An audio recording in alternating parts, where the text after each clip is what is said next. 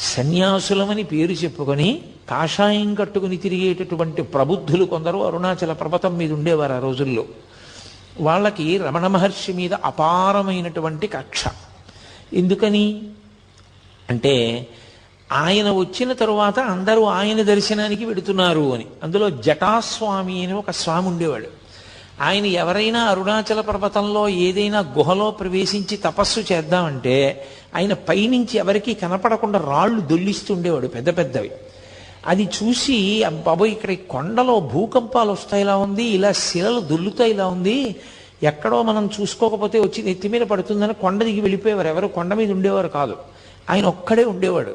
ఆయన ఒక సన్యాసి, ఆయన పేరు జటాస్వామి.